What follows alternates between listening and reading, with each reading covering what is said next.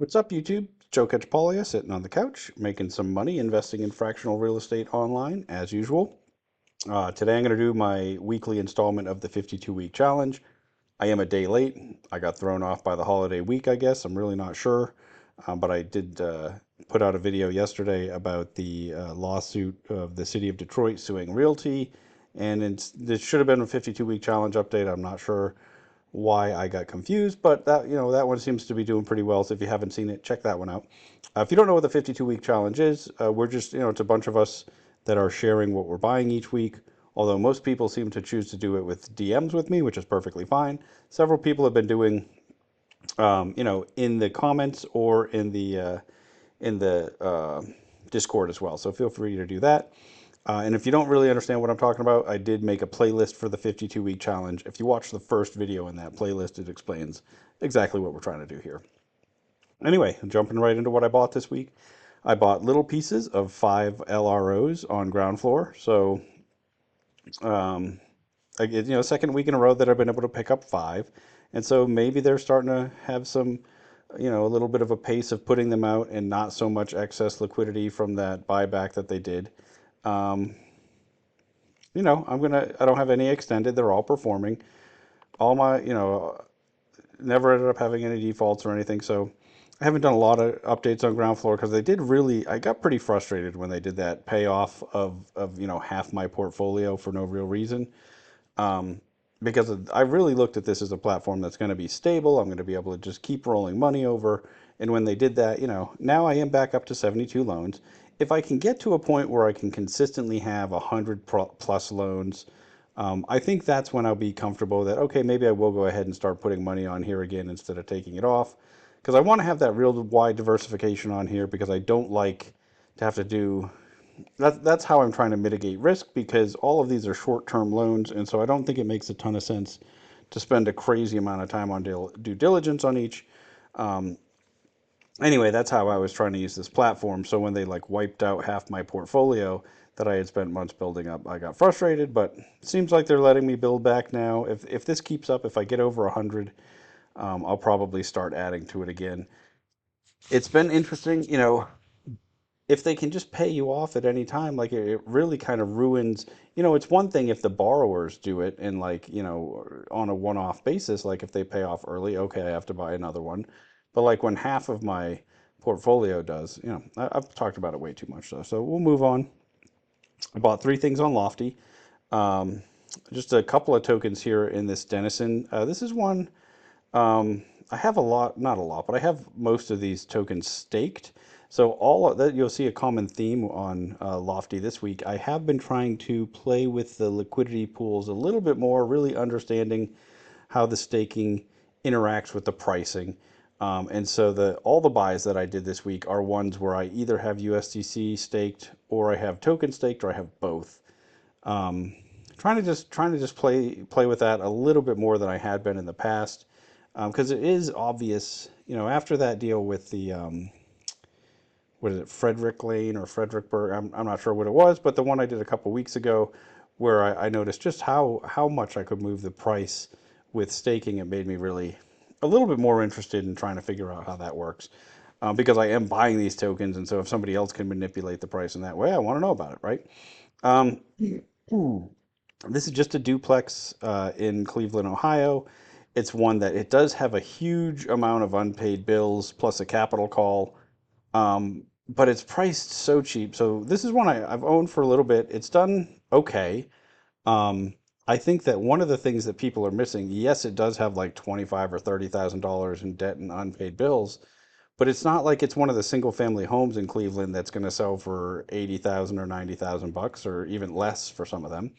I think it's probably at least a $150,000 property. So that the amount, even though it's a large amount of debt relative to some of the other DAOs, it's not very much compared to the total capitalization.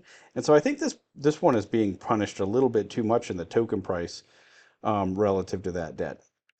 Again, this is a good segue. Please do your own due diligence on this property and any of the ones that I mentioned or any of these platforms. In the description to this video, I do have links to all the platforms where I'm currently investing in fractional real estate.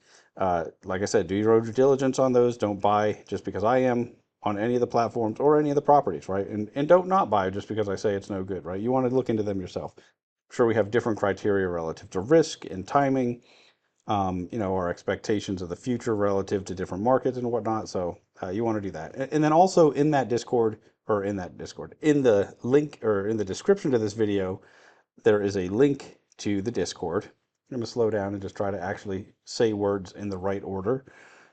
It is late on the 4th of July, so really it's already the 5th now. So I guess my brain is just a little wiped out. I apologize for that.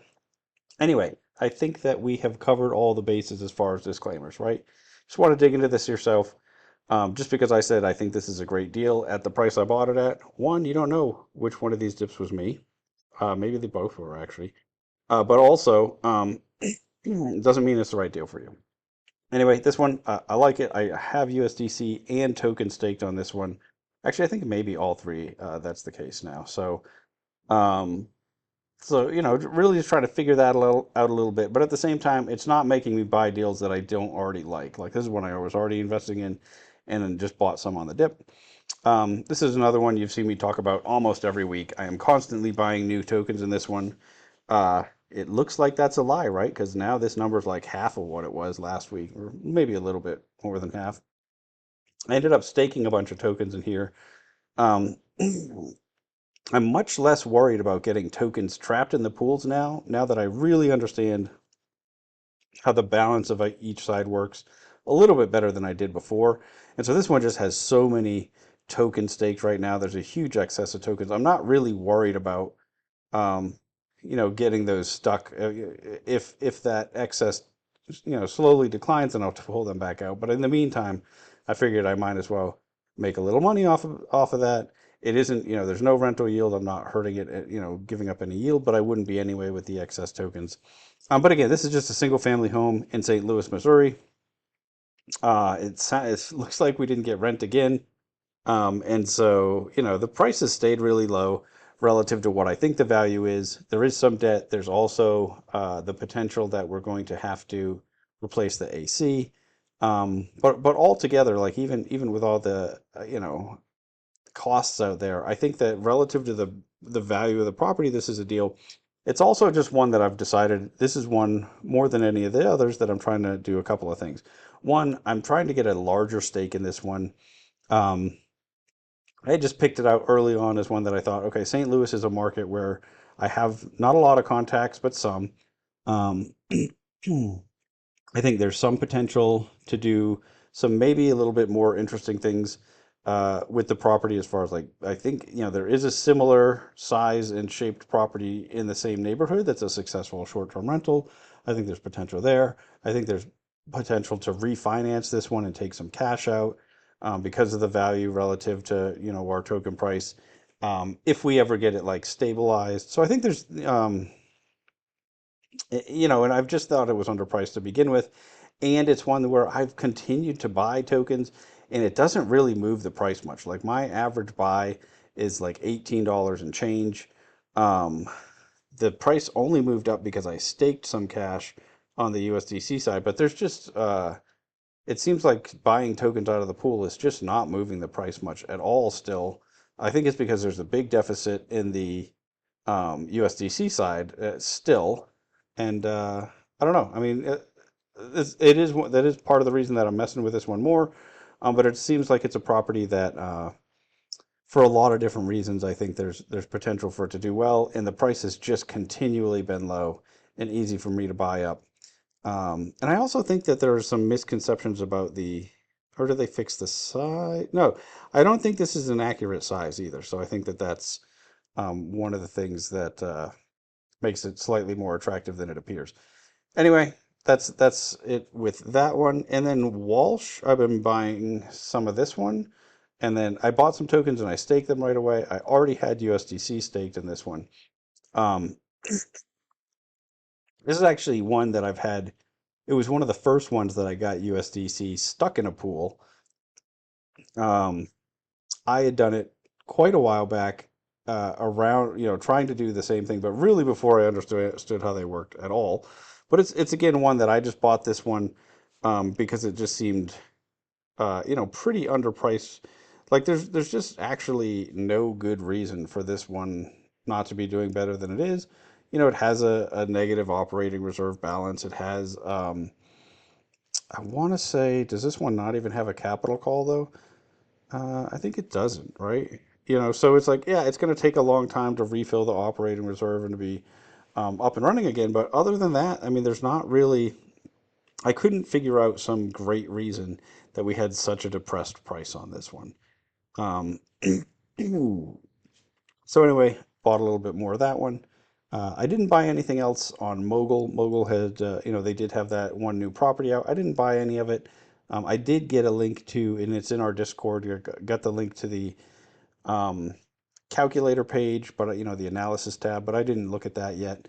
I didn't buy anything on Saul's Lot, although it sounds like there's going to be a payoff of one of the DACs that I own next week, so that was exciting. And then, yeah, nothing anywhere else as far as for fractional deals go. Um, so that's everything I bought. Feel free to jump in the Discord, share what you bought, jump in the comments to this video, share. If and as I said, I mean, I know it seems like more people like to DM about it than anything else. I understand the desire to keep your investments a little bit more private. So if you want to do that, you're welcome to. Like I'm always happy to talk to everybody um, about real estate. Like I'm really just hoping that we all get better at this together, and I'm definitely learning a lot from a bunch of you guys. I will mention I'm never DMing anybody about stock strategies or crypto strategies. There is somebody doing that using my profile picture in a name very similar to mine. Um, don't fall for that. That is just a scam. I'm not sure what the scam is, but definitely don't send that person any money. If you want to send me money, you can. I'm sure you can find my wallet pretty easily. Um, but you definitely don't have to do that. Anyway, I think that's everything that I wanted to cover today. Sorry again that this was late, but this is what I bought this week. Hopefully next week there's more. It's kind of a slow week, but it was. I sold a lot more this week than I bought, and then I also spent some time messing around with staking. So I guess I need to get focused. It was a short week too, right? Because today I didn't really do much of anything. Anyway, until next time, I'm just going to keep making mistakes so that you don't have to.